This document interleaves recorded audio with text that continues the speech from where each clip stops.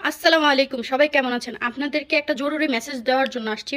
Video শুরু করার আগেই বলতেছি, এই ভিডিওটা বেশি বেশি শেয়ার চাই, প্রত্যেকটা ছাত্রছাত্রীর কাছে যেন এই ভিডিওটা পৌঁছায়। খুবই গুরুত্বপূর্ণ কথা নিয়ে আসছি, ঠিক আছে? আজকে আমরা দেখছি যে শেখ হাসিনা বাংলাদেশ ছেড়ে ভেগেছে দুপুর 1টা বাজে। আমাদের জন্য খুবই খুশির সংবাদ এটা, কিন্তু ততটাই দুঃখের সংবাদ। কারণ ও যখন গিয়েছে বাংলাদেশ ছেড়ে, ওর মানুষকেই কিন্তু ক্ষমতা দিয়ে গিয়েছে। সে নাকি তার ভাগ্নি জামাই কি হয় যতটুকু আমি জানি না, কিন্তু তার সাথে ওই সেনাবাহিনীর লোক এর আগেও 3 বছর কাজ করেছে। মানে ও ওর কুত্তার কাছেই দিয়ে গেছে, ঠিক আছে? ও ওর মানুষের কাছেই ক্ষমতা দিয়ে গেছে।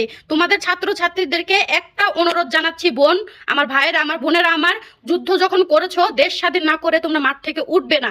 তোমাদেরকে হাজারবার আমি অনুরোধ করতেছি, আমরা যেমন বিদেশ থেকে রিমিটেন্স যোদ্ধারা যুদ্ধ করতেছি তোমাদেরকে স্বাধীনতা দেওয়ার জন্য, তোমরাও একটু চেষ্টা করো। এত দূর এগিয়েছো, এত দূর, আমরা যেহেতু অশিক্ষিত আমাদেরকে বলেই দিছে, শেষমেশ মূর্খর মতো কাজ করো না আমার বোন আমার, ভাই আমার। মাঠ থেকে উঠো না, যে পর্যন্ত আমরা যোগ্য সরকার না পাইতেছি, যোগ্য একজন নেত্রী না পাইতেছি যে ওই শেখ হাসিনার চেয়ারে বসছে, ওই পর্যন্ত মাঠ থেকে উঠবা না। খোদার কসম করে বলতেছি, এখন যদি সেনাবাহিনীদের কথা শুনে নিজেদেরকে গুটিয়ে নাও, নিজেদেরকে গুটিয়ে নিয়ে ঘরে ফিরে যাও, খোদার কসম খুঁজে খুঁজে মারবে, খুঁজে খুঁজে মারবে। যেই পুলিশের কাছে আমরা সেফ না, যেই পুলিশরা প্রত্যেকটা মায়ের বুক খালি করছে, যেই পুলিশরা আজকে আমাদের ভাইদের বুকে গুলি করছে, যে আমার বোনদের বুকে গুলি করছে, এত রক্তারক্তি ঘটাইছে, সেই সেনাবাহিনীর কথায় আমরা কিভাবে ঘরে ফিরে যাব? ঘরে ফিরে যাওয়া যাবে না, মানে যাবেই না। এটা মাথা থেকে দূর করে দাও, এবং তোমরা সব সময় এইটা মাথায় রাখো, যে পর্যন্ত আমরা যোগ্য সরকার না পাচ্ছি সেই পর্যন্ত আমরা মাঠ ছেড়ে কেউ উঠবো না। ওরা হচ্ছে শেখ হাসিনার দালাল, শেখ হাসিনার কুত্তা, শেখ হাসিনার পালা কুত্তা, ওদের কাছে দেশকে দিয়ে গেছে। তার মানে বুঝতেছো, ও ওয়ার্নিং দিয়ে গেছে যে তোরা একদম গণহত্যা চালায় দেশকে একটা উচ্ছেদ করে ফেল।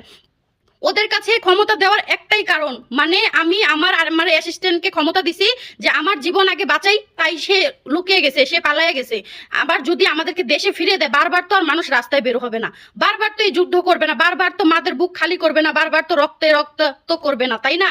তাই ও চলে গেছে যে তুই আগে শান্ত কর, ঠিক আছে? ওর কুত্তা বিলের কাছেই এই সমস্যাটা দিয়ে গেছে, এই ক্ষমতাটা দিয়ে গেছে যে তোরা দেশটাকে শান্ত কর, সবাই ঘরে ফিরে যাক, সবাই তোদের কথাটা মেনে নিক, তারপরে দেখবা দেশ শান্তি হলে এই শেখ হাসিনা আবার ফিরে আসবে, আবার সবার উপরে হুকুমত চালাবে, আবার এরকম গণহত্যা চালাবে, আবার মানুষ খুঁজে খুঁজে মারবে।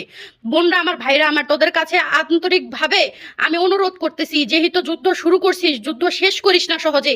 এই মাঠ থেকে ততক্ষণ উঠিস না যতক্ষণ আমাদের একজন যোগ্য নেত্রী না পাচ্ছি, যোগ্য সরকার না পাচ্ছি, যোগ্য সরকার চ্যানেলে আমরা দেখতে না পাচ্ছি, সেই পর্যন্ত এখান থেকে উঠিস না। তোদের কাছে একটাই অনুরোধ, একটাই আবেদন, এই ভিডিওটা আমি কোনো ভিডিও শেয়ার করতে বলি নাই, কিন্তু এই ভিডিওটা প্রত্যেকটা ছাত্রছাত্রীর কাছে ছড়িয়ে দে, প্রত্যেকটা মানুষের কাছে ছড়িয়ে দে, প্রত্যেকটা প্রবাসীর কাছে ছড়িয়ে দে। আর প্রবাসীদের জন্য মেসেজ, ভাইরা আমার, বোনেরা আমার, এই পর্যন্ত আমরা যুদ্ধ করছি, রিমিটেন্স বন্ধ রাখছি, আগামীতেও রাখি। আপনাদের কাছে করজোর অনুরোধ করতেছি, হাত জোর করে অনুরোধ করতেছি, যে এই পর্যন্ত আমরা যোগ্য সরকার না পাই, ওই পর্যন্ত বাংলাদেশে রিমিটেন্স কেউ দিবেন না। রিমিটেন্স যেহেতু বন্ধ আছে, আমরা যোগ্য নেত্রী এবং যোগ্য সরকার পাওয়ার পরেই রিমিটেন্স দেব। বাংলাদেশ যেমন আমরা ক্ষতিগ্রস্ত করছি, আমরাই পারবো বাংলাদেশ আবার সচ্ছলতা বোধ করাইতে, বাংলাদেশের আবার উন্নত করতে। ইনশাল্লাহ আমরা করব, করে দেখিয়েছি, আগেও দেখিয়েছি, সামনেও দেখাবো ইনশাল্লাহ। আমরা রিমিটেন্স না দিই, আগামী যত দিন আমরা নতুন সরকার না পাচ্ছি, নতুন যোগ্য সরকার চেহারা না দেখছি, ওই পর্যন্ত আমরা কেউ রিমিটেন্স দিব না। একদম লকডাউন। ভাইরা আমার, বোনেরা আমার, সবার কাছে একটাই অনুরোধ, এই ভিডিওটা বেশি বেশি শেয়ার করে দাও। এই ভিডিওটা খুবই জরুরি, খুবই জরুরি, সবার জন্য বেশি বেশি শেয়ার করে দাও, সবার কাছে এই ভিডিওটা পৌঁছে দাও। আল্লাহ হাফেজ, সবাই ভালো থাকবেন।